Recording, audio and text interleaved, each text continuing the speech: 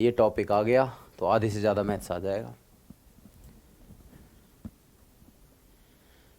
चुन जी अब आपके लिए भी इजी है, कोई बड़ी बात नहीं है। सीख गए ना आप लोग, सीखने के बाद सब चीज़ें इजी हो जाती हैं। तो आप सीख गए तो अब इजी है आपके लिए। अब आप मुझे बताओ, कभी ऐसा क्वेश्चन आएगा तो सिक्सर मारोगे कि नहीं मारोगे? बताओ आप मुझे, कर दोगे ना भाई? हमें जब तक डिफ़िकल्ट लगता है, जब तक हमें नहीं आता है, और जब हम सीख जाते हैं तो फिर हमारे लिए वो इजी हो जाता है। होता है कि नहीं होता? बताइए आप मुझे।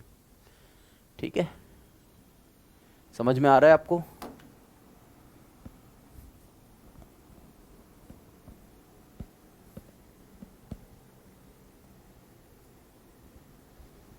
चलो, ज्योति जी एडवांस भी शुरू करेंगे, लेकिन इस रास्ते से होते हुए चलना पड़ेगा ना। आएगा तो ये भी सब कुछ शुरू करूँगा, मतलब सब कुछ पढ़ाऊँगा, चिंता ना करो। सिस्टमेटिक वे में, एक वे होता है टीचिंग का, उसको हम करेंगे। ठीक है, टेंशन मत लो। हाँ जी, तो अब देखो, अनुपात किसे कहते हैं? आप मुझे बताओ, रेशो किसे कहते हैं? जब मैं स्टार्टिंग में क्लास दे रहा था, डेमो क्लास मेरी यूट्यूब पर पड़ी हुई थी, यूट्यूब पर जो डेमो क्लास मैंने दी थी उसमें मैंने आपको रेशो के बारे में बताया था और मैंने आपको एग्जाम्पल दिया था। ठीक है, ठीक है भाई। यहाँ पर देखो, यहाँ सभी देखो, यहाँ पर देखो, मैं आपसे पूछ रहा था कि 10 आदमी और 15 वुमेन का रेशियो बताइए, तो आप बता पाएंगे? बताइए जल्दी से, बोलो भाई। बहुत प्यार से समझिए, बहुत अच्छे तरीके से आपको समझ में आएगा, सच बता रहा हूं। सीख लो बढ़िया तरीके से। मैंने कहा 10 आदमी और 15 औरतों का रेशियो बताइए।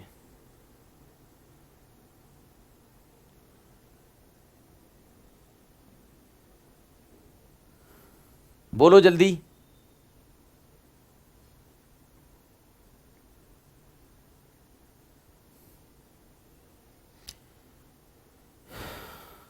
करेंगे भाई सभी? सर अपनी टाइम फिक्स करिए। टाइम तो फिक्स है ही मेरा, यही वाला है, 12 से 2। 12 से मतलब 1:30 पौने 2। तो बच्चों ने जवाब दिया 3 2 2 3 3 2 2 3 3 2 2 3। ठीक है, चलिए। एक दो बच्चे का जवाब आया नॉट पॉसिबल। एक बच्चे ने, जो शायद मैंने स्टार्टिंग में बताया था, लेकिन आप पता नहीं सीखे क्यों नहीं। तो आप लोगों ने फिर इसका मतलब डेमो नहीं देखा मेरा। यहां देखो सभी बच्चे, ध्यान दो। चलो, मैं इस क्वेश्चन को आपको नहीं समझाता, मैं इस क्वेश्चन के बदले आपसे एक और क्वेश्चन पूछता हूं। कमेंट रोक दीजिए, अब कमेंट रोकिए। अब मैं इसके बदले एक और क्वेश्चन पूछ रहा हूं। 1 रुपये और 10 पैसे का अनुपात बताइए, या 20 पैसे का अनुपात बताइए। मैंने आपसे पूछा कि 1 रुपये और 20 पैसे का अनुपात बताइए। चलो जवाब दो।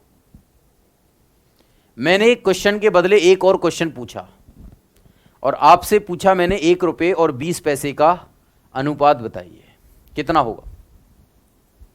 सभी जवाब दो।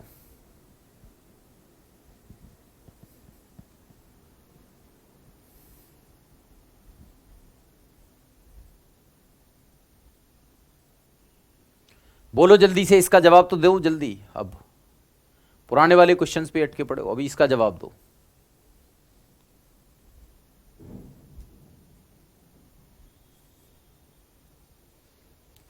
तो आप लोगों ने जवाब दिया 5:1। आपने इसका 5:1 जवाब दिया। आपने पता क्या करा होगा, मैं बताता हूं। आपने सोचा कि सर 1 रुपये में 100 पैसे होते हैं और ये 20 पैसे हैं, तो पैसे से पैसे काट दिया, जीरो से जीरो काट दिया, 2 एकम 2, 2 पंजे 10। आपने यहां पर 5:1 बता दिया। लेकिन क्या आपने यहां पर सोचा ये बात कि एक आदमी में कितनी औरत होती हैं, या एक औरत में कितने आदमी होते हैं? ऐसा तो पता नहीं चल रहा ना भाई। यहां पर मैं आदमी को औरत में कन्वर्ट नहीं कर सकता, औरत को आदमी में कन्वर्ट नहीं कर सकता। तो इसका मतलब जब मैं एक दूसरे को बराबर नहीं कर सकता, मैन को वुमेन में कन्वर्ट नहीं कर सकते, वुमेन को मैन में कन्वर्ट नहीं कर सकते, यानी कि इन दोनों का रेशो मैं नहीं बता सकता। इन दोनों का रेशो मैं नहीं बता सकता। समझ में आ रही है बात? इसका रेशो नहीं बता सकता, लेकिन इसका रेशो इसलिए बता पाया क्योंकि उन दोनों को मैंने सेम कर दिया। तो यहां से हमें पता चला कि रेशो होता है सेम क्वांटिटीज का कंपेयर। सेम क्वांटिटीज का कंपेयर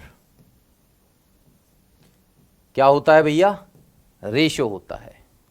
इंग्लिश में एक बड़ा ही अच्छा सेंटेंस होता है, अगर आप इंग्लिश पढ़ते हो या आपने पढ़ी होगी तो एक सेंटेंस होता है बड़ा फेमस है, you are better than me. You are better than me, ठीक है। You are better than me में क्या एरर है आप मुझे बताइए। You are better than me में क्या एरर है, कोई बताएगा? बोलो जल्दी से, इसमें एरर फाइंड करिए, क्या एरर होना चाहिए? बोलो जल्दी।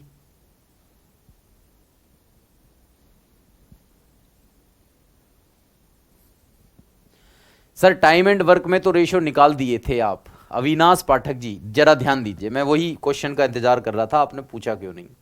देखो भैया, अगर मैं ये कहूंगा कि 10 आदमी 15 औरतों के बराबर हैं, 10 आदमी बराबर 15 औरत, तो आप वुमेन को इधर, अब ये इफिशियंसी में बराबर हैं भाई, इसकी इफिशियंसी जो है और इसकी इफिशियंसी बराबर है कि नहीं है? तो इनकी इफिशियंसी बराबर है, ये बराबर नहीं है, इनकी इफिशियंसी, इनकी ताकत बराबर है। अब वुमेन को इधर ले आए तो मैन अपॉन में वुमेन, और ये हो गया 15/10। आप ऐसा कर सकते हो, 5 दिया 15 और 5 दूनी 10। जब ये बराबर दिया हो तो आप कर सकते हो। इसका मतलब वो कहीं ना कहीं संख्या की या एफिशिएंसी की या किसी और चीज की बात कर रहा है।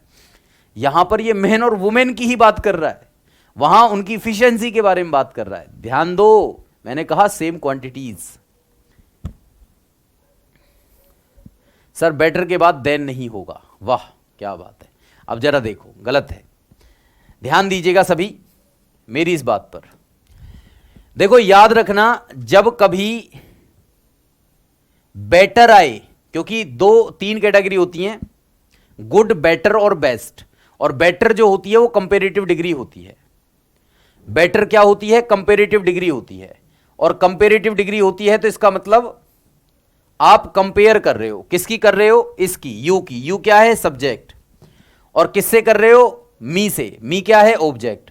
तो ये इंग्लिश भी कहती है कि भैया सब्जेक्ट से आप ऑब्जेक्ट की कंपेयर नहीं कर सकते, आपको सब्जेक्ट से सब्जेक्ट की कंपेयर करनी पड़ेगी। इसका मतलब मी का सब्जेक्ट क्या होगा? तो आप कहेंगे सर आई। तो आप लिखेंगे यू आर बेटर देन आई।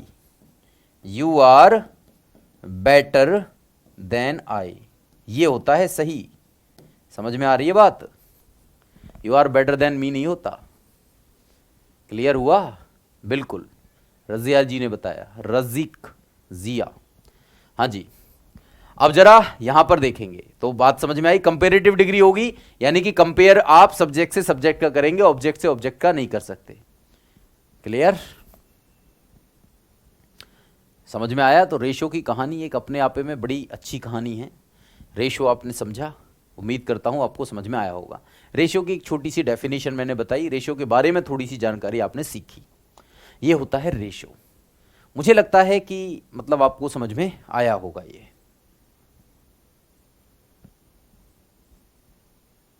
ठीक है, चलिए ओके, आगे चलते हैं। अब हम सीखेंगे प्रोपोर्शन।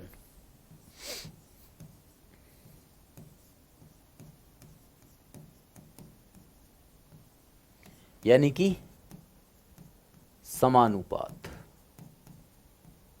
ये सीखेंगे अब। ठीक, अब सुनो, इसके बारे में भी जान लेते हैं। समान अनुपात किसे कहते हैं? देखो, दो अनुपातों के कंपैरिजन को समान अनुपात कहेंगे। जैसे आपने कहा ए अनुपात बी है, समान अनुपात का साइन होता है 4 बिंदी, ठीक है भाई, और सी अनुपात डी। इन दो रेशो का कंपेयर कर रहे हो, यानी कि जो रिलेशन ए का बी के साथ है वही रिलेशन सी का डी के साथ अगर हो तो इसको कहेंगे हम प्रोपोर्शन। इसका मतलब यह हुआ कि ए और बी का रिलेशन है ए अपॉन बी, और सी और डी का रिलेशन है सी अपॉन डी, और ये दोनों आपस में बराबर हैं, तो रिलेशन बनेगा ए अपॉन बी बराबर सी अपॉन डी, और इस तरीके से ये आ जाएगा ए डी बराबर बी सी, ये रिलेशन निकल करके आएगा। तो समान अनुपात इस तरीके से हो गए हैं। ठीक है, बात समझ में आ रही है? तो ए डी बराबर बी सी, ये समान अनुपात होगा। समान अनुपात का मतलब दो अनुपात समान हैं, तो दो अनुपात समान हैं तो बराबर रख दिया, काम खत्म। ठीक है, बात समझ में आ रही है? बात क्लियर है? अब इस प्रोपोर्शन में कुछ कंडीशंस होती हैं, उनको सीख लीजिए। जैसे कंडीशन होती है भैया फर्स्ट प्रोपोर्शन,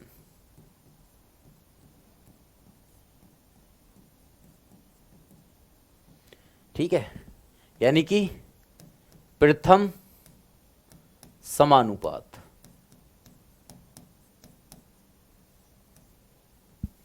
प्रथम समानुपात सुनेंगे सभी बच्चे ध्यान से, फिर जब समझ में नहीं आएगा तो फिर पूछेंगे भी, है ना।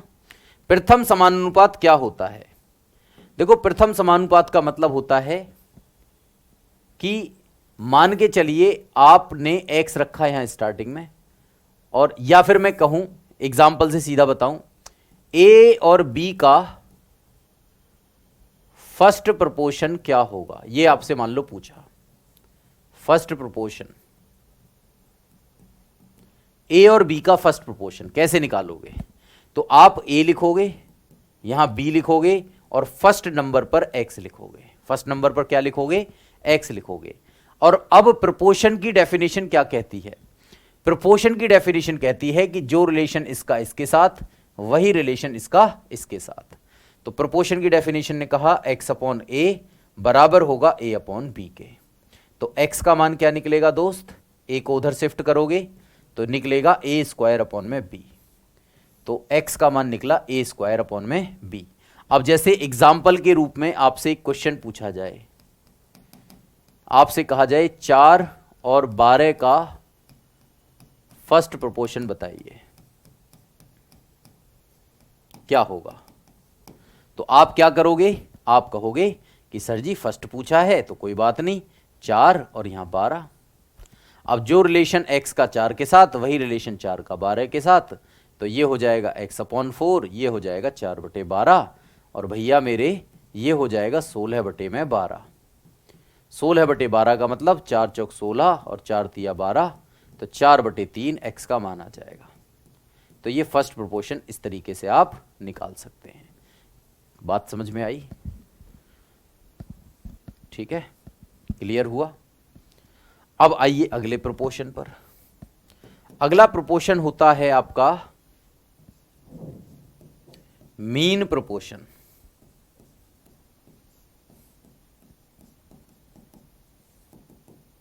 मीन प्रोपोर्शन क्या होता है? इसको हिंदी में कहते हैं मध्य समानुपात। मध्य समानुपात ये क्या होता है भैया? सुनेंगे। आपसे कहा जाए a और b का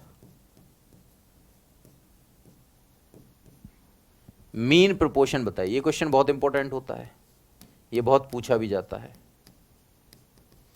मीन प्रोपोर्शन या मध्य समानुपात क्या होगा? तो आप क्या करेंगे? आपको करना केवल इतना है कि a और b के बीच में x रख देंगे, क्योंकि मध्य में चाहिए अब की बार मध्य वाला नंबर। पहले फर्स्ट पे चाहिए था तो फर्स्ट पे x रख दिया, अब मध्य में चाहिए तो मध्य में x रख दिया। जो रिलेशन a का x के साथ, वही रिलेशन x का b के साथ, ये प्रोपोर्शन की डेफिनेशन है। तो कितना हो जाएगा दोस्त? a अपॉन x और ये x अपॉन में b, और हमें क्या मिलेगा? हमें मिलेगा x स्क्वायर बराबर ab, और हमें और क्या मिलेगा दोस्त? तो x बराबर मिलेगा अंडर रूट में ab। तो ये रिलेशन निकल करके आता है। अच्छा, एग्जाम्पल चाहिए? एग्जाम्पल ले लीजिए। जैसे आपसे पूछे 4 और 9 का मीन प्रोपोर्शन बताइए। मीन प्रोपोर्शन क्या होगा? तो आप क्या करेंगे? 4 और 9 के बीच में क्या रख देंगे? x। जो रिलेशन इसका, वही रिलेशन इसका। तो आप कहेंगे 4/x x बटे 9 और यहाँ पर कहेंगे एक्स स्क्वायर बराबर 36 और जब x बराबर एक्स स्क्वायर बराबर 36 तो x बराबर कितना होगा 6 हो जाएगा। तो x बराबर 6 आपका आंसर हो जाएगा। बात समझ में आ रही है सभी को? क्लियर हो रहा है सबको? तो मीन प्रोपोर्शन आपने सीखा फर्स्ट प्रोपोर्शन। प्रोपोर्शन की डेफिनेशन से ही आएगा। प्रोपोर्शन की डेफिनेशन होती है जो रिलेशन ए का बी के साथ वही रिलेशन बी का सी के साथ, या जो रिलेशन ए का बी के साथ वही रिलेशन सी का डी के साथ। 3 में बात कर रहे हैं तो बीच वाले को कॉमन कर लेंगे और 4 में बात कर रहे हैं तो सेपरेट कर लेंगे। ठीक है भाई? ठीक है भाई, क्लियर है? चलूं मैं आगे। चलिए अब अगली कहानी पर आ जाते हैं। अगली कहानी क्या है? अगली कहानी है third proportion. Third proportion. Third proportion का मतलब होता है तृतीय समानुपात। तृतीय समानुपात, ये तृतीय समानुपात सीखेंगे भाई। जैसे आपसे पूछे ए बी का थर्ड प्रोपोर्शन बताइए। थर्ड प्रोपोर्शन क्या होगा? तो आप कहेंगे सर थर्ड प्रोपोर्शन पूछा है तो कोई बड़ी बात नहीं, ए बी और तीसरे नंबर पे एक्स रख देंगे। अब प्रोपोर्शन की डेफिनेशन क्या कहती है कि जो रिलेशन ए का बी के साथ वही रिलेशन बी का एक्स के साथ। तो ये क्या होता है? तो ए अपॉन बी हो जाएगा और ये बी अपॉन एक्स हो जाएगा। और एक्स का मान क्या हो गया दोस्त? तो ए एक्स बराबर बी स्क्वायर। तो बी स्क्वायर अपॉन ए डायरेक्ट कर दो, एक्स का मान क्या हो जाएगा? बी स्क्वायर अपॉन ए। रटते हुए आए थे, अब इनको सीख लो कि कैसे होते हैं ये। ठीक है भाई? अब जरा यहां पर देखिए, सब आएगा, टेंशन मत लो, सारे एग्जांपल्स दूंगा। यहां पर देखो, आपसे एक बोले कि 2 और 4 का थर्ड प्रोपोर्शन क्या होगा? थर्ड प्रोपोर्शन क्या होगा? तो आप क्या कहेंगे? आप कहेंगे सर 2, 4 और x तीसरे नंबर पर। 2 से 4 का, 4 से x का, तो 2 से 4 का 2/4 और 4 से x का 4/x। तो x बराबर कितना हो गया दोस्त? 4 का स्क्वायर बटे में 2, यानी कि 16 बटे में 2, और 16 बटे 2 का मतलब होता है 8। तो आपका आंसर कितना हुआ? 8। समझ में आ रहा है? ठीक है, ये थर्ड प्रोपोर्शन समझ में आया सभी को? क्लियर है? Is that clear? ओके, चलिए अब आइए अगली हेडिंग पर। अगली हेडिंग होती है फोर्थ प्रोपोर्शन। क्या होती है दोस्त? फोर्थ प्रोपोर्शन या चतुर्थ समानुपात। यह होता है चतुर्थ समानुपात।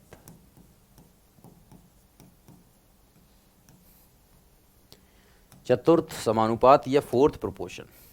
अब आपसे क्वेश्चन कैसे पूछेगा? पूछेगा ए बी सी का फोर्थ प्रोपोर्शन बताइए। फोर्थ प्रोपोर्शन क्या होगा? तो आप कैसे बताएंगे?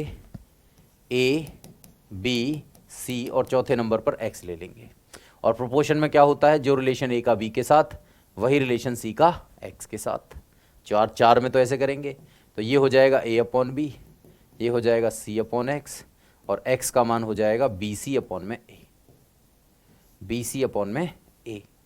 और अब आपसे मान के चलो एग्जाम्पल के रूप में क्वेश्चन पूछा कि भैया बताओ 2, 4, 8 का फोर्थ प्रोपोर्शन क्या होगा? ये बताना है आपको। तो आप कैसे बताओगे? आप कैसे बताओगे दोस्त? वही डेफिनेशन, एक ही डेफिनेशन बताई मैंने आपको। कौन सी डेफिनेशन? जो रिलेशन ए का बी के साथ वही रिलेशन सी का डी के साथ। काम खत्म। एक बार जो सीखोगे वो जिंदगी भर। देखो, मैथ को अगर आप रटने की कोशिश करोगे ना आएगा, कतई ना आएगा। अगर मैथ्स को समझने की कोशिश करोगे, अंडरस्टैंड करोगे, ये सबके साथ है, जिंदगी के साथ भी है और मैथ्स के साथ भी है। अगर आप मान के चलो दूसरे पर्सन को अंडरस्टैंड करने की कोशिश करोगे, उसको फील करोगे, तो वो भी तुम्हें फील करेगा और अंडरस्टैंड करेगा और तुम्हारी समझ में आएगा भी। और दूसरे बंदे को तुम रटने की कोशिश करोगे, है भाई, तो फिर क्या होगा, फिर बात बिगड़ जाएगी। कितना रट लोगे तुम, किसी को कितना रट सकते हो, नहीं रट सकते ना। तो समझो, बस अंडरस्टैंड, भावनाओं को समझो। देखो दोस्त, चौथे नंबर पे क्या आएगा, एक्स आएगा, और जो रिलेशन ए का बी के साथ वही रिलेशन सी का डी के साथ। तो 2/4 8 में एक्स, तो 2x बराबर कितना हो गया 32, और x बराबर कितना हो गया दोस्त 16। तो आपका आंसर क्या हुआ 16। कहो बात समझ में आई कि नहीं। तो ये आपने प्रपोर्शन सीखा, first proportion, mean proportion, third proportion, fourth proportion. अभी और भी प्रपोर्शन है, उसको भी सीखेंगे और फिर आगे बढ़ेंगे। देखो भाई, एक प्रपोर्शन और होता है, आपने खूब सुना होगा, वो होता है इनवर्स प्रपोर्शन। क्या होता है, इनवर्स प्रपोर्शन। ये आप मैथ्स पढ़ रहे हो, पढ़ने वाला मैथ्स है ये, रटने वाला नहीं है। ये होता है दोस्त व्युत्क्रमानुपात, व्युत्क्रमानुपात। ठीक, समझो इस बात को। व्युत्क्रमानुपात या इनवर्स प्रोपोर्शन क्या होता है, दिमाग में एक फिट होनी चाहिए बात। इनवर्स का मतलब जहां तक मेरी समझ में आ रहा है वो होता है उल्टा। ठीक है, सेकंड प्रोपोर्शन को मीन प्रोपोर्शन कहते हैं। प्रदीप बताया ना मैंने, सेकंड प्रोपोर्शन जो होता है उसका नाम होता है मीन प्रोपोर्शन, मध्य, है ना। क्लियर। अब सुनो, प्रोपोर्शन का मतलब होता है उल्टा, यानी मैं जो कर रहा हूं उसका उल्टा सामने वाला कर रहा है ना। ऐसे समझता हूं, जैसे मान के चलिए, हाँ जी, मान के चलिए भाई, एक जगह से आप कहीं दूसरी जगह जाना चाहते हैं। ठीक है, आप अपने कस्बे, अपने गांव से मान के चलिए अपने शहर जाना चाहते हैं। ठीक है, और फोर्थ प्रोपोर्शन का एग्जांपल दे तो दिया भाई, कैसे करोगे। अब यहां देखो, तो आप अगर अपनी बाइक की स्पीड ज्यादा बढ़ाएंगे, या ऐसे समझ लो एक डिस्टेंस कवर कर लेते हैं, 2 किलोमीटर की डिस्टेंस है, मान लो आप सभी को क्या करना है, 2 किलोमीटर की डिस्टेंस को कवर करना है अपनी बाइक से। अगर आप अपनी बाइक की स्पीड ज्यादा बढ़ाएंगे तो कम समय लगेगा, और अगर आप उस स्पीड को कम करेंगे तो ज्यादा समय लगेगा। या फिर ऐसे समझ लो, किसी काम को करना है, क्योंकि काम तो हम कर चुके हैं टाइम एंड वर्क में, तो मान लो किसी काम को करने के लिए अगर मैं ज्यादा एफिशिएंट बंदे को लगाऊंगा तो कम समय लेगा, और कम एफिशिएंट बंदे को लगाऊंगा तो ज्यादा समय लेगा। तो जहां कहीं भी ऐसी कंडीशन देखे, जहां कहीं भी ऐसी कंडीशन दिखे जैसे स्पीड को बढ़ाने पर टाइम कम लगता है और स्पीड को कम करने पर टाइम ज्यादा लगता है, तो इन दोनों के बीच में इनवर्स रिलेशन होगा, क्योंकि स्पीड इंक्रीज करोगे, देखो स्पीड को इंक्रीज करा तो टाइम डिक्रीज हो गया, और अगर स्पीड को डिक्रीज करा तो टाइम इंक्रीज हो गया। देखा आपने, तो ऐसा रिलेशन होता है इनवर्सली प्रोपोर्शनल। जैसे अगर मैं बात करूं इफिशियंसी की, क्षमता की, क्षमता भी क्या होती है, टाइम की इनवर्स होती है। अगर मैं ज्यादा इफिशिएंट बंदे को लगाऊंगा, ज्यादा इफिशिएंट बंदे को लगाऊंगा तो कम समय में कर देगा उसी काम को, और भैया अगर इफिशियंसी को मैं कम करूंगा किसी की को, तो भैया वो टाइम ज्यादा लेगा। तो इफिशियंसी और टाइम के बीच में भी इनवर्स होता है। जैसे अगर हम बात करें प्राइस की और क्वांटिटी की, तो इसमें भी ऐसा ही सीन होता है। प्राइस और क्वांटिटी की बात करें तो इसमें भी ऐसा ही सीन होता है। जैसे अगर किसी चीज का प्राइस बढ़ाया, बढ़ गए रेट, अब आपको क्या मिलेगा, क्वांटिटी कम मिलेगी भैया। और अगर मान लो प्राइस डाउन हो गया किसी का, तो क्वांटिटी अब ज्यादा मिलेगी। पेट्रोल ही ले लो, पेट्रोल के प्राइस बढ़े, अब पेट्रोल कम मिलेगा, और पेट्रोल की प्राइस गिरे तो पेट्रोल अब ज्यादा मिलेगा। तो इसको कहते हैं हम इनवर्सली प्रोपोर्शनल। इनवर्स प्रोपोर्शन का मतलब होता है कि जब कभी भी एक क्वांटिटी को बढ़ाया जाए तो दूसरा उसके कंपैरिजन में घट जाए, और अगर कम हो जाए पहली वाली तो दूसरी बढ़ जाए अपने आप ही, अपने आप बढ़े, है ना। तो यह होता है इनवर्स प्रोपोर्शन। इसी तरीके से जैसे ए और बी का इनवर्स प्रोपोर्शन निकालना हो तो वो होगा B/A, उल्टा B अपॉन में A। ठीक, और समझ लो, जैसे मान के चलो आपको दिया दो कारों की स्पीड का रेशो, दो कार की स्पीड का रेशो 3:4 है। भाई आपको क्या दिया कि दो कार की स्पीड का रेशो कितना है, 3:4 है। उनके द्वारा एक निश्चित दूरी को तय करने में लगने वाले समय का रेशो क्या होगा। भाई दो कार हैं, उनकी स्पीड का रेशो 3 और 4 है, उन्हें एक निश्चित दूरी तय करनी है। अब उनके द्वारा उस निश्चित दूरी को तय करने में लगने वाले समय का अनुपात क्या होगा। तो आपको पता है स्पीड और टाइम का बीच में रिलेशन कैसा है, इनवर्स है। तो आप क्या देखेंगे कि 4:3 हो जाएगा। समझ रहे हो बात को। मान के चलिए अगर प्राइस बढ़े,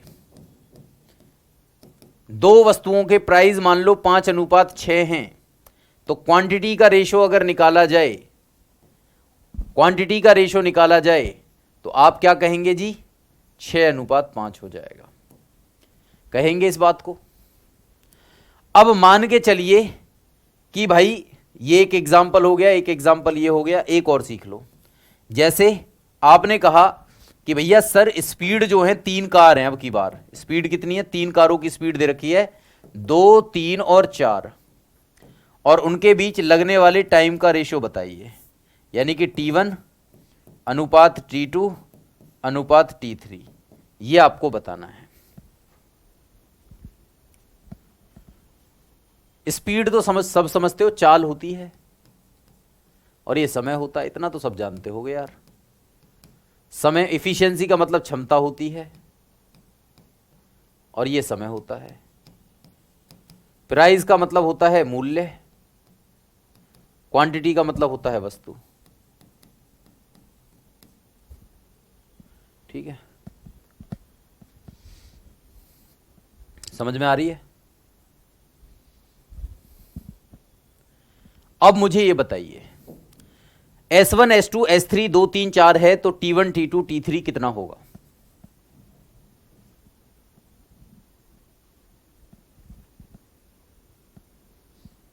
बोलो जल्दी।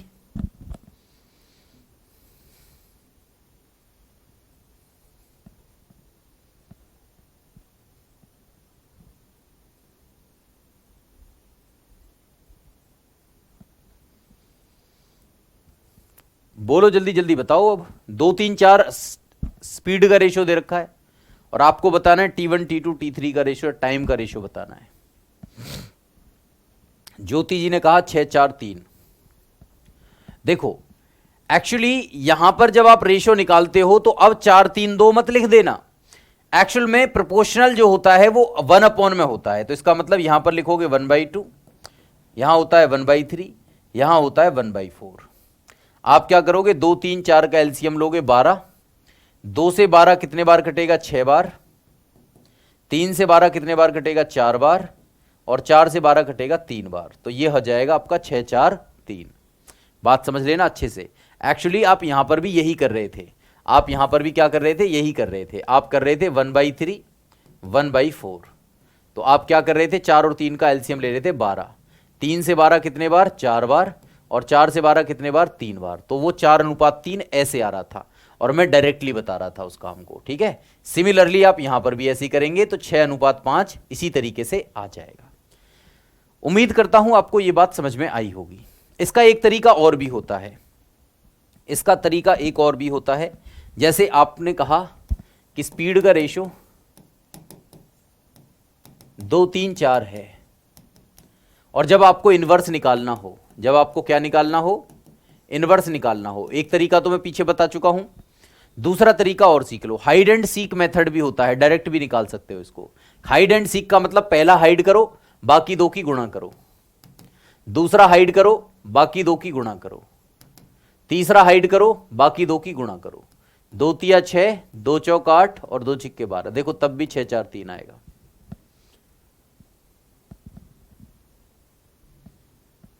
ठीक है भाई, समझ में आ रहा है आपको। तो हाइड एंड सीक भी लगा सकते हो। जैसे कभी इफिशियंसी का रेशियो दे रखा हो, मान लो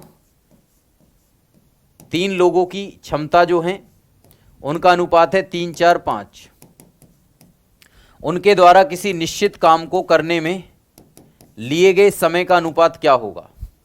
तो इसका मतलब इफिशियंसी और टाइम के बीच में इनवर्स है, और इनवर्स है तो आप निकालेंगे। कैसे निकालेंगे? वही हाइड एंड सीक मेथड से। हाइड एंड सीक मेथड क्या कहता है? पहला वाला ढक लो, कितने बचे? 4 और 5, उनकी दोनों की गुणा कर दो। दूसरा वाला ढको, कितने बचे? 3 और 5, गुणा कर लो 15। तीसरा वाला ढक लो, 4 और 3 बचे तो इनकी गुणा कर लो, तो 20 15 12, ये कटेगा नहीं तो यही रहेगा। समझे बात को कि नहीं समझे भाई दोस्त? क्लियर हुआ सबके दिमाग में ये बात? कहो बात क्लियर।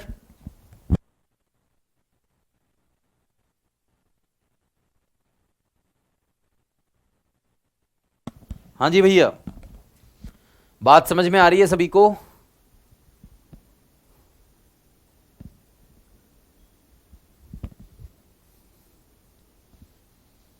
क्लियर है भाई? पूजा मीन प्रोपोर्शन में कुछ नहीं था, बहुत आसान सा प्रोपोर्शन था। मीन प्रोपोर्शन का मतलब ऐसे समझो, यहां समझो, मीन प्रोपोर्शन का मतलब मध्य में आएगा। मीन प्रोपोर्शन का मतलब मध्य में आपकी वैल्यू आएगी। जैसे ए और बी और ए एक्स और बी के बीच का रिलेशन है ना भैया, ए एक्स और बी के, तो जो रिलेशन ए का एक्स के साथ वही रिलेशन एक्स का बी के साथ। तो ए अपॉन एक्स आया और ये एक्स अपॉन में बी आया, दोनों तरफ क्रॉस मल्टीप्लाई करी तो एक्स स्क्वायर बराबर ए बी हो गया। अब ये एक्स का मान निकालना है, तो एक्स का मान कैसे निकालोगे? एक्स का मान निकालने के लिए दोनों तरफ का रूट लेना पड़ेगा। इधर का रूट लोगे तो स्क्वायर हट जाएगा, इधर का रूट लोगे तो ए बी आ जाएगा। ऐसे होता है, समझे? रूट ऐसे आया। जब वर्ग हो और दोनों तरफ का वर्ग को हटाना हो तो रूट लेते हैं दोनों तरफ, समझे?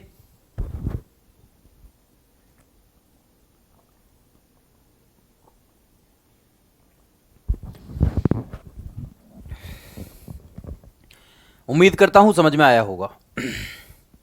तो इनवर्स प्रोपोर्शन समझ में आया आप लोगों को? इनवर्स प्रोपोर्शन समझ में आया भाई? थोड़ी सी मेहनत करो, आ जाएगा सब कुछ, है ना? अब आएगा अगला हेडिंग। एक होता है दोस्त मिक्स्ड प्रोपोर्शन,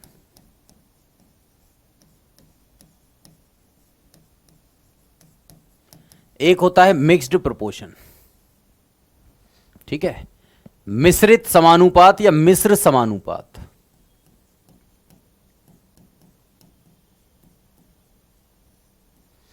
मिश्र समानुपात, ठीक है?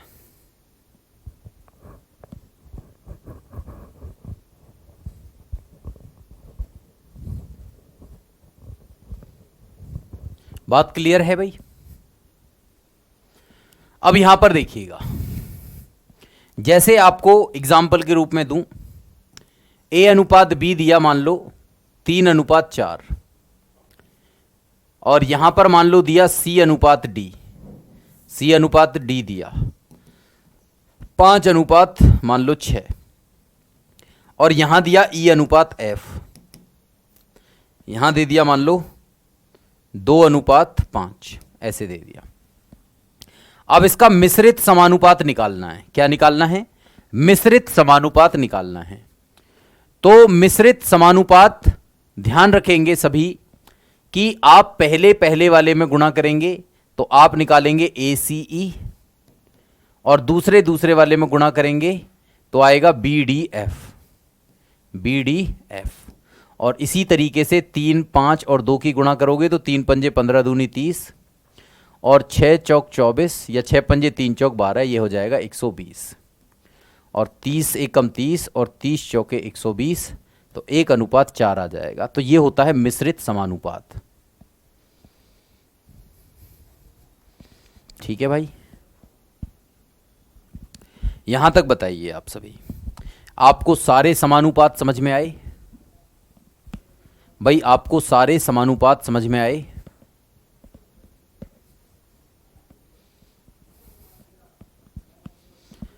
क्लियर है?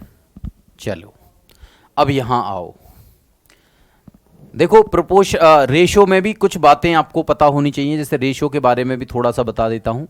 प्रपोर्शन के बारे में इतनी सारी बातें कर ली और रेशो के बारे में बहुत केवल डेफिनेशन ही पढ़ी। जैसे रेशो में भी कभी आपसे ऐसा कहे वर्ग अनुपात, ये कहे वर्ग अनुपात को हिंदी में कहते, इंग्लिश में कहते हैं डुप्लीकेट रेशो। क्या कहते हैं? Duplicate ratio. ठीक है, ये क्या होता है? जैसे ए अनुपात बी है, वर्ग अनुपात निकालना है तो सिंपल सी बात है, वर्ग ही करोगे। डुप्लीकेट से बच्चे समझ नहीं पाते, तो इसका होगा ए स्क्वायर बी स्क्वायर, है ना भाई। तो ये वर्ग अनुपात हो जाता है। इसको समझाया नहीं क्योंकि इसको ऐसे समझा मैंने कि आपको आता ही होगा। एक होता है घन अनुपात, लिख देता हूं कोई बात नहीं, घन अनुपात। या होता है triplicate ratio. Triplicate ratio, triplicate ratio में क्या होता है भैया?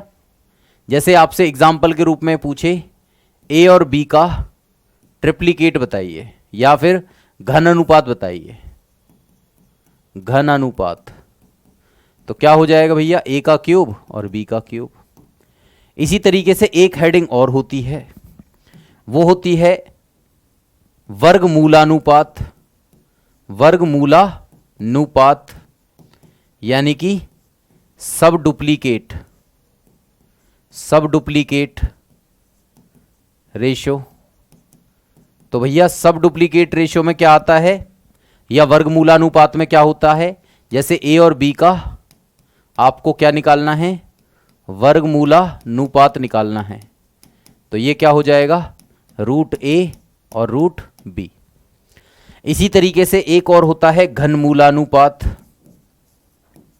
घनमूलानुपात यानी कि सब ट्रिप्लीकेट रेशो। तो ये क्या होगा? ए और बी का घनमूलानुपात,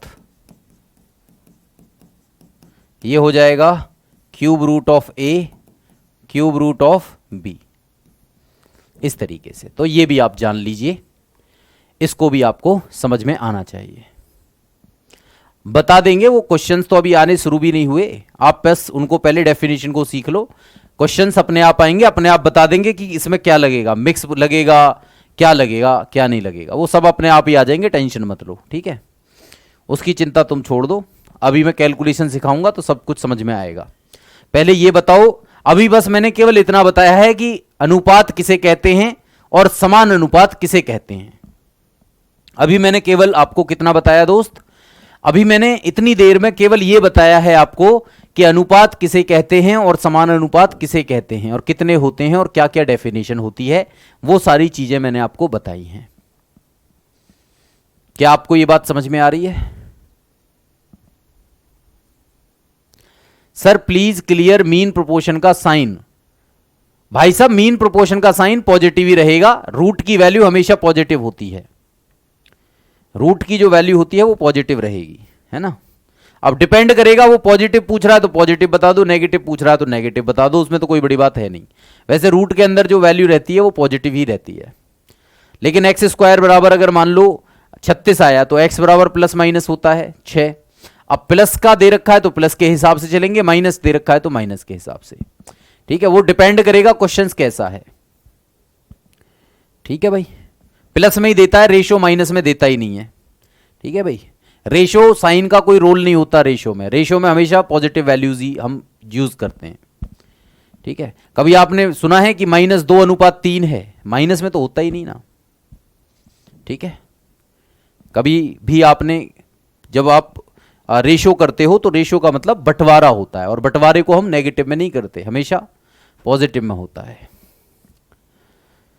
कोई दिक्कत, कोई परेशानी, कोई समस्या, कोई दुख, कोई दर्द है तो बताइए भाई। अब हम सीखेंगे कैलकुलेशन। अब हम सीखेंगे क्या? कैलकुलेशन। कैलकुलेशन सीखेंगे। समझो बात को, यहां तक सबको समझ में आया?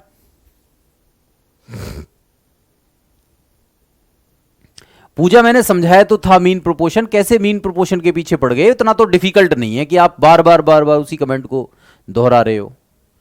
क्या डिफिकल्ट लग रहा है भाई तुम्हें उसमें? मेरी समझ में ये बात नहीं आ रही।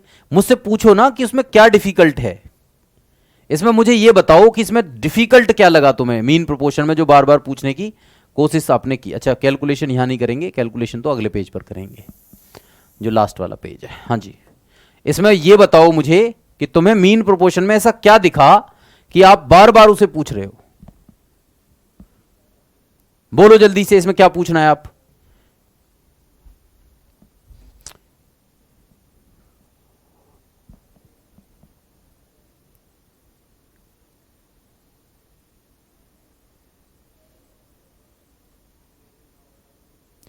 ज्योति जी प्लस माइनस दोनों में होती है, लेकिन प्लस में लेंगे आप, यहां प्लस लेना। और बताओ। हाँ जी, मिक्स प्रोपोर्शन में केवल मल्टीप्लाई करते हैं। बताओ जल्दी से, आगे बढ़ो, चलो जल्दी बताओ मुझे। और किसको क्या पूछना है? जल्दी जल्दी पूछो, मैं खड़ा हूं अभी यहां पर, आपके कमेंट्स पढ़ रहा हूं।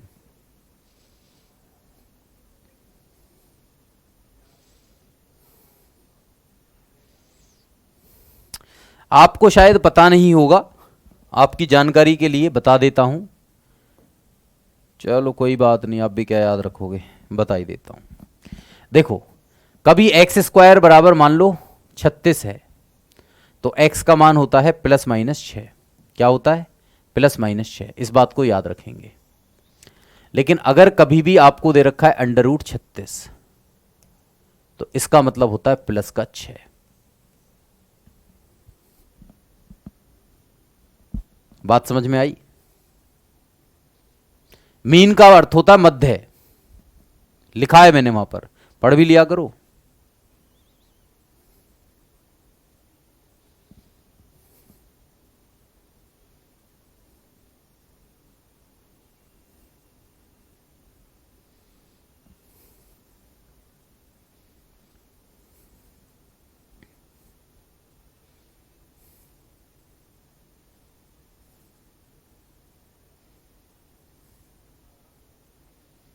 समझ में आया भाई? कुछ पूछना है इसके बारे में किसी को? रूट की वैल्यू हमेशा क्या होती है? नॉन नेगेटिव होती है।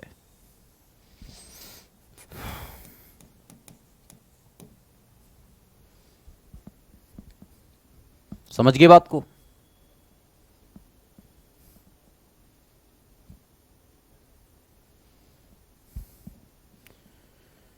ठीक है, अब सुनो, कैलकुलेशन सीख लो। अब हेडिंग लगाएंगे कैलकुलेशन।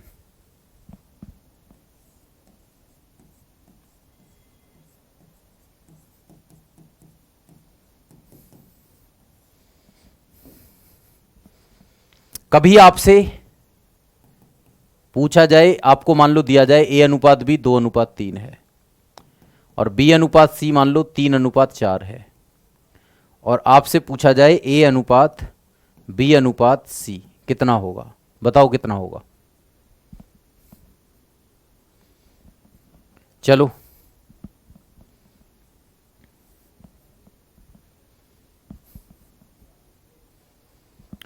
बोलो भाई जल्दी, कितना होगा? सभी जवाब दो।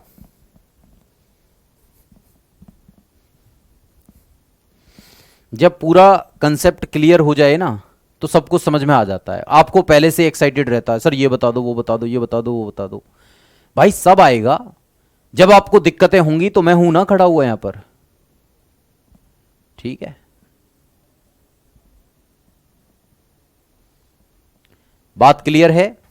चलो, ए बी सी क्या होगा? ए अनुपात बी अनुपात सी।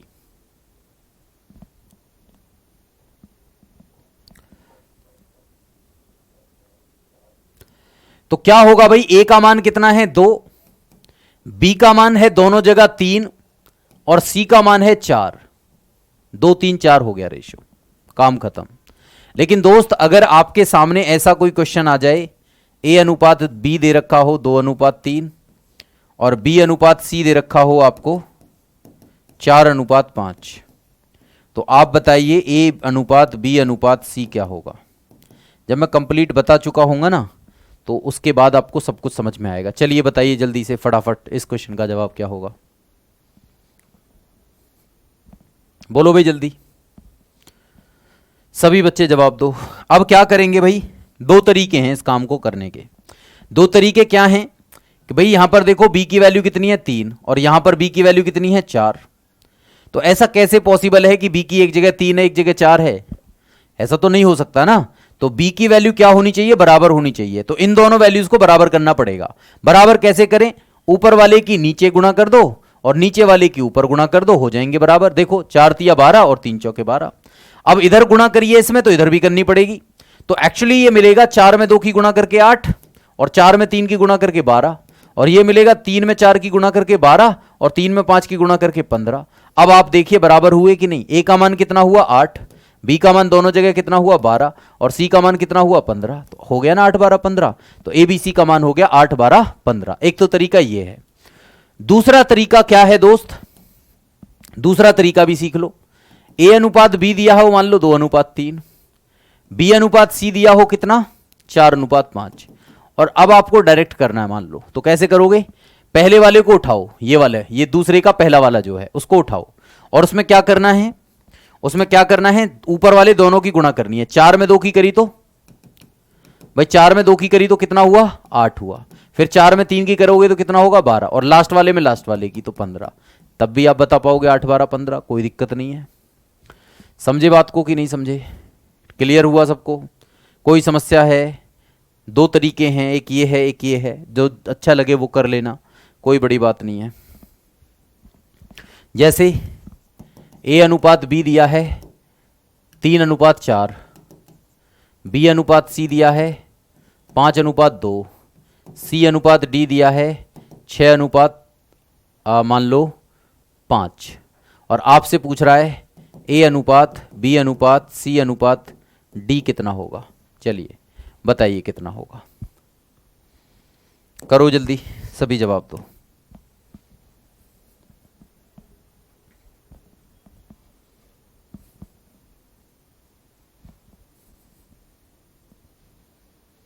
सर पहला एक बार देख लीजिए, पहला एक बार देख लेंगे जी। लो भाई साहब आपने कहा है तो देख लेंगे। लो a का मान 2 है, b का मान दोनों जगह 3 है और c का मान 4 है, तो 2 3 4 हो गया, कोई दिक्कत ही नहीं है।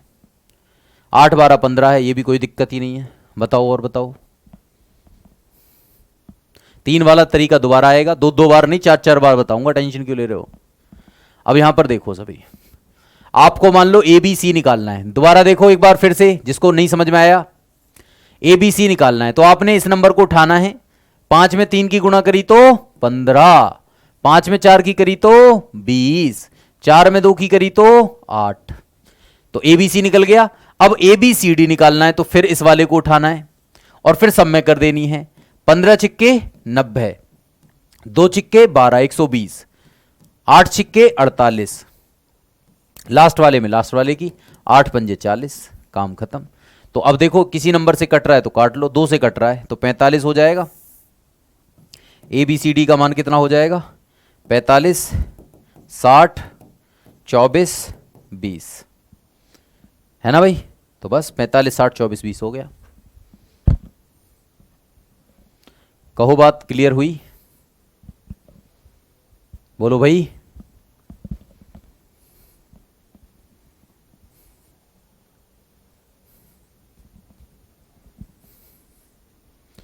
यहां पर बात समझ में आई सबको, अब तो समझ में आया। और देख लो कोई बात नहीं, एक बार और दिखा देते हैं इसको।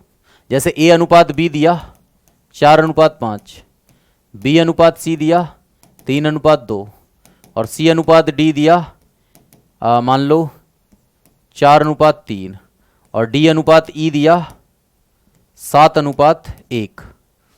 सॉरी, अब आपको बताना है a b c d और e। चाहे तो इसको आसमानों में ले जाओ, कोई दिक्कत नहीं है, कोई फर्क नहीं पड़ेगा। अब एक बार सीख गए तो सीख गए, फिर उसके बाद कोई दिक्कत नहीं। चलो जवाब दो सभी, एक बार नहीं तुम 2 बार समझो, कोई दिक्कत नहीं। और अभी तो क्वेश्चंस में समझना, ये तो कंसेप्ट बता रहा हूं ना।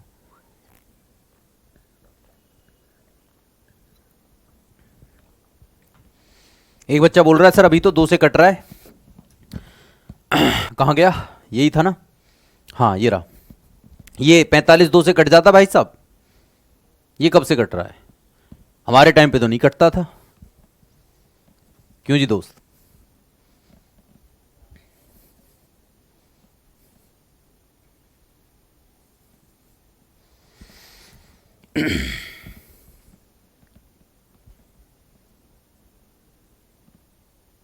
अच्छा ABCD, हाँ लिख लो ना यार, पूछा तो ABCD यही।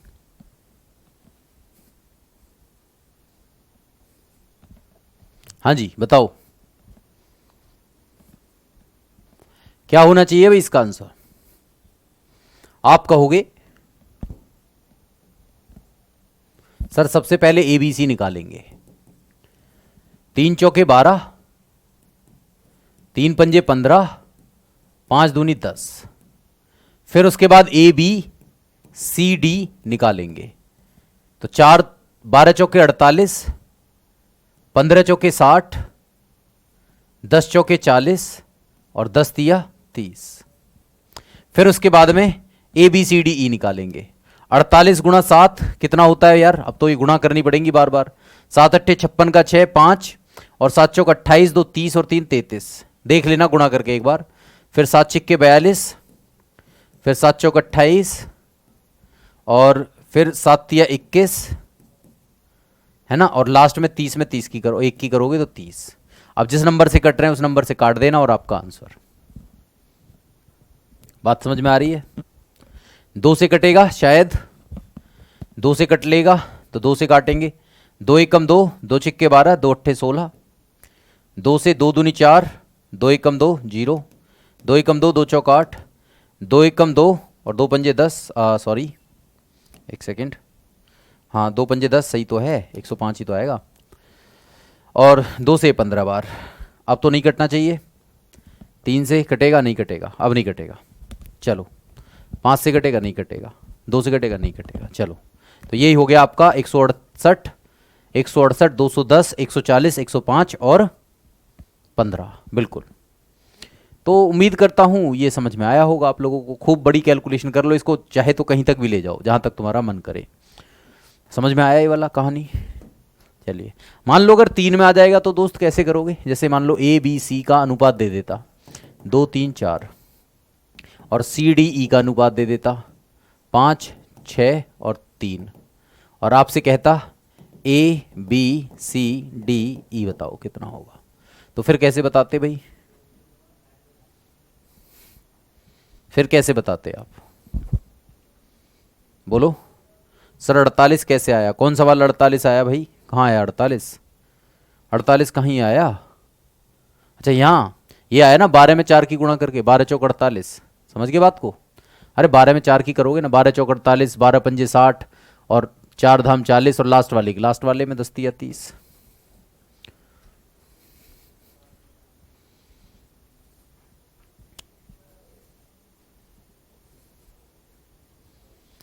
इससे ज़्यादा इजी नहीं है कोई भी, ध्यान रखना। ये सबसे ज़्यादा इजी है और सबसे ज़्यादा फास्ट है। ठीक है, बाकी तो आप बराबर बराबर करके ही करोगे, जो स्टार्टिंग में बताया था मैंने, बराबर वाला तरीका कि 2 को बराबर कर लो फिर आगे बढ़ जाओ, 2 को बराबर कर लो फिर आगे बढ़ जाओ। एक वही तरीका है, 2 तरीके हैं इसको करने के। देखो भाई इसको कैसे करोगे, समझो बात को। 5 की गुणा सब में करो, 5 दूनी 10, 5 तिया 15, 5 चौक 20। अब भैया लास्ट वाले 2 बचे हैं और ये लास्ट वाला नंबर, अब लास्ट वाले नंबर से गुणा करो सिस्टमेटिक ढंग से। 4 में 6 की करी तो 24 और 4 में 3 की करी तो 12। तो ये हो गया 10 15 20 24 12। 10 15 20 24 12। एक तो तरीका ये है। एक तरीका क्या है भैया इसको करने का? वही वाला जो मैंने बताया था आपको, बराबर करके 5 6 और 3। आपने क्या काम करा? C का मान 4 है, यहां C का मान 5 है, तो 5 की ऊपर और 4 की नीचे कर लो और काम बन जाएगा। ABCD आ जाएगा, ABCDE आ जाएगा। कैसे आएगा?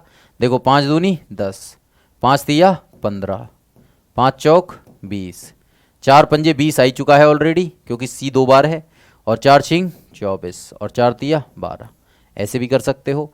सी सी दोनों बराबर करने ना, ये वाला और ये वाला वैल्यू आपस में बराबर करेंगे। कैसे? ऊपर वाले के नीचे, नीचे वाले के ऊपर गुणा करके बराबर होते हैं, और फिर आप बता दोगे सबका मान। तो दो तरीके हैं, एक तो ये वाला, एक ये वाला, जो मर्जी वो कर लो।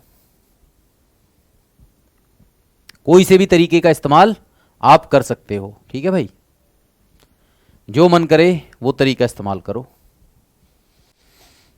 ठीक, चलूँ मैं आगे, आगे बढ़ेंगे इस कहानी में, आगे बढ़ेंगे दोस्त। देखो भाई,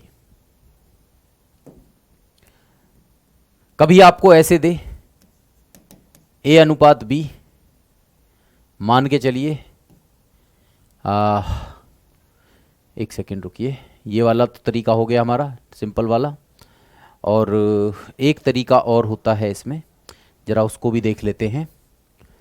जैसे आपसे कहे ए अनुपात बी दे रखा है 2:3, ठीक है भाई, और बी अनुपात सी बराबर दे रखा है आपका 5:12 मान लो, ठीक है, और सी अनुपात डी दे रखा है आपको 9:8, ठीक है, और आपसे क्या कह रहा है? आपसे कह रहा है ए अनुपात डी बताइए, केवल ए अनुपात डी। क्या बताइए? ए अनुपात डी बताइए, ठीक है, ए अनुपात डी पूछने। तो कैसे बताओगे? क्या वही तरीका इस्तेमाल करोगे फिर से? बोलो जल्दी। तो आप करेंगे क्या, जरा समझते हैं इस बात को। इसको समझने के लिए मैं आपको बता देता हूं, इसमें मिश्रित समानुपात लगाना है ना भाई। जब पहला और लास्ट वाला पूछे ना, तो आपको क्या करना है? मिश्रित समानुपात लगाना है। कैसे लगाएंगे मिश्रित समानुपात? देखो, ए अनुपात बी का मतलब होता है ए अपॉन बी, बी अनुपात सी का मतलब होता है बी अपॉन सी, और सी अनुपात डी का मतलब होता है सी अपॉन डी। सिमिलरली 2/3, 5/12 और 9/8। अब देखो, बी से बी गया, सी से सी गया, क्या मिला? ए और डी मिला। यहां 3 से 3 बार चला गया, 3 दूनी 6 से 2 बार चला गया, तो 5/16 मिला। यही आपका आंसर है। ए डी का रेशो 5/16। बात समझ में आ रही है सबको?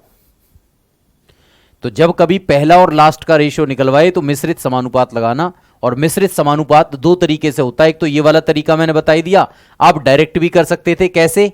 डायरेक्ट कैसे करते? इससे ये काटते, इससे ये काटते, बचता कौन? ए और डी।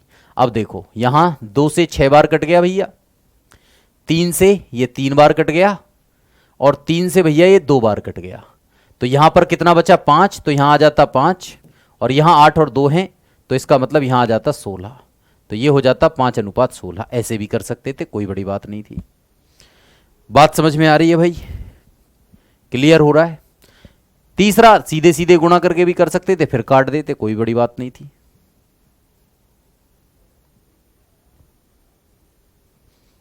ठीक है, बात क्लियर है सबको? ये ट्रिक नहीं है, ये कंसेप्ट ही है। ट्रिक व्रिक जैसी कुछ नहीं होता है, कंसेप्ट ही होता है। बात समझ में आई सभी को? क्लियर हुआ? बोलो।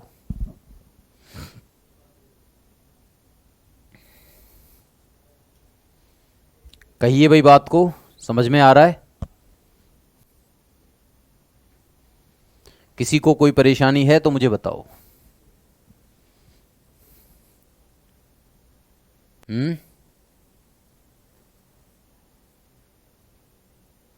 क्या था इसमें समझने वाला? सबको काटना है, ए और डी बचेगा, इधर भी सबको काटना है डिवाइड करके। ये तो फ्रैक्शन में सीखा होगा।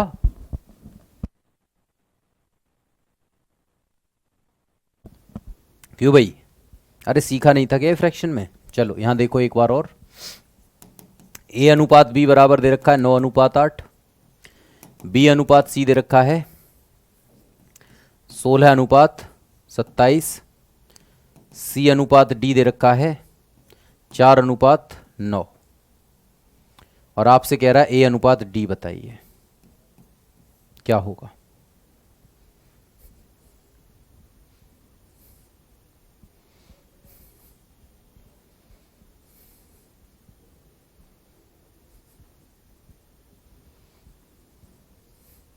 करो जल्दी इसको, जिसको नहीं समझ में आया वो इसको करो, समझ में आएगा। बताओ जल्दी से।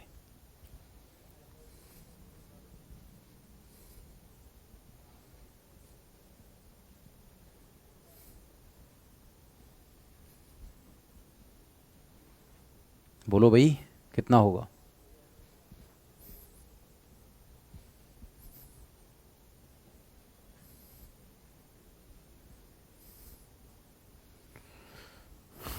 करिए जल्दी जल्दी, जवाब दीजिए भाई, इतना टाइम नहीं। देखो यहाँ ध्यान दो, आज क्लास को थोड़ा यार जल्दी छोड़ूंगा क्योंकि मुझे कहीं जाना है। 8 एकम 8, 8 दूनी 16 हो जाएगा भाई। और देखो 9 से ये 9 कट गया, और तो कटेगा नहीं भाई। 2 से 27 कटे नहीं, 4 से 27 कटे नहीं, तो 4 दूनी 8 अनुपात 27 आ गया, काम खत्म। लो हो गया। क्यों? ए अनुपात डी क्यों होगा? बी से बी कटेगा, सी से सी कटेगा, ए और डी बचेगा बस। अरे अभी भी समझ में नहीं आया? इतना चूरन चीज़ें हैं, ये समझ में नहीं आ रही तो फिर कैसे ज़िंदगी काटोगे? अभी तो फिर बहुत आगे चलना है आपको, हैं? समझ पा रहे हो? कोशिश करो। देखो कोशिश करने वालों की हार नहीं होती है। आप कोशिश करिए, कोशिश आप करेंगे ज़रूर जीत जाएंगे। ठीक है, चलो आगे बढ़ें फिर। चलो आगे बढ़ेंगे, चलूँ मैं आगे। देखो कभी आपको ऐसे दिया हो, कैसे दिया हो दोस्त? जैसे आपको दिया हो, मान के चलिए ए बराबर बी बराबर, या फिर एक काम करता हूँ, ए अनुपात बी अनुपात सी, ये आपको दिया हो।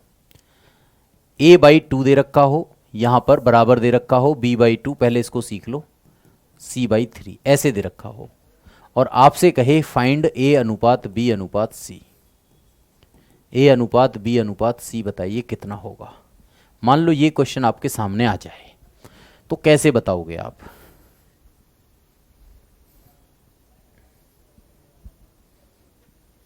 ठीक है, कहो इस बात पर समझ में आ रहा है कि नहीं? अभी तो पहले समझो के बाद में, पहले इसको करो। बहुत सारे टाइप्स हैं, सीख जाओगे। बाकी का काम कैलकुलेशन में वहाँ सिखा दूंगा जब क्वेश्चंस करेंगे।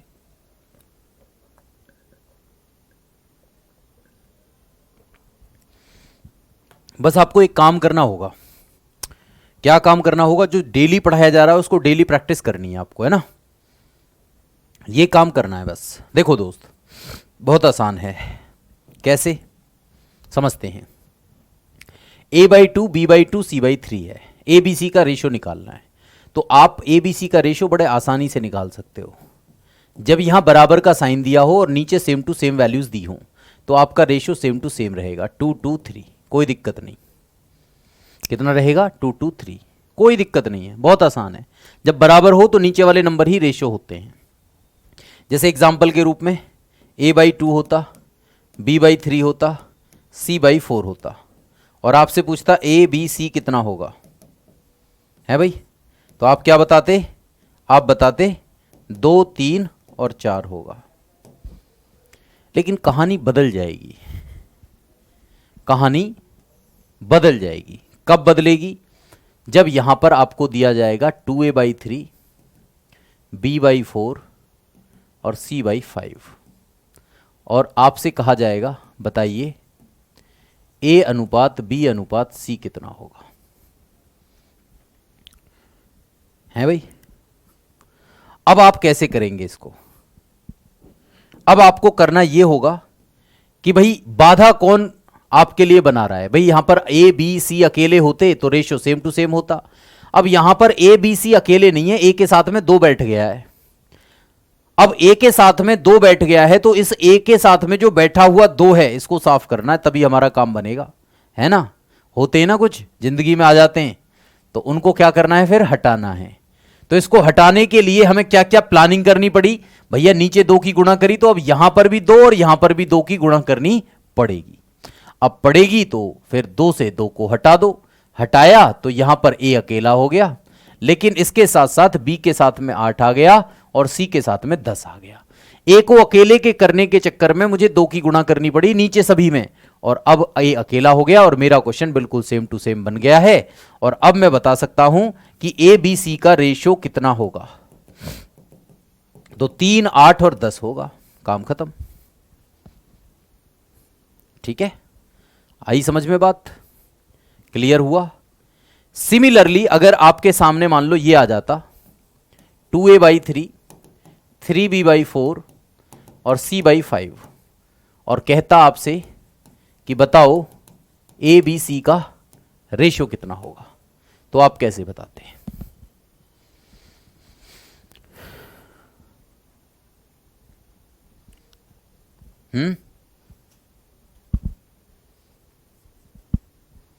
बोलो जल्दी। इसके आगे की कहानी कल बताऊंगा, ठीक है, पहले इसको समझो। अब देखो, कभी आपने एक तीर से 2 निशाने लगाए हैं? ठीक है, हाँ मैं वो दे दूंगा टाइम एंड वर्क की प्रैक्टिस शीट आज। हाँ जी, कभी आपने एक तीर से 2 निशाने लगाए हैं? नहीं लगाए तो लगाना सीखो। देखो भाई, यहां 2 है, यहां 3 है, इन दोनों को एक साथ साफ करना है, उड़ाना है। तो कैसे करूं? इन दोनों का एलसीएम ले लूंगा और दोनों की गुणा करूंगा, इन दोनों की गुणा करके नीचे गुणा कर दूंगा। 3 दूनी 6, 6 की गुणा यहां पे करो, 6 की यहां पे करो, 6 की यहां पर करो, एक ही तीर से साफ हो जाएंगे। जैसे 2 से 6 3 बार और 3 से 6 2 बार। अब ए अकेला ऊपर हो गया, 3 में 3 की गुणा करी, बी अकेला ऊपर हो गया, 4 में 2 की गुणा करी, और सी अकेला ऊपर है तो ये 30 है। और अब हमारा आंसर कितना होगा? अब हमारा आंसर कितना होगा भाई? तो हमारा आंसर होगा 9, 8, 30। ठीक, समझ में आया? बात क्लियर? आसान है। अब एक आप कर लेना, 2a/5, 3b/4 और 2c/3। ठीक है, और आपको बनना है फाइंड ए बी सी का रेशियो। ठीक है, तो इसको आप खुद से कर लेना, ये होमवर्क रहेगा। कल आपकी कहानी यहीं से शुरू होगी। ठीक है, तो चलिए फिर मिलेंगे आपसे नेक्स्ट क्लास में। तब तक के लिए विदा लेंगे आज। जय हिंद, जय भारत।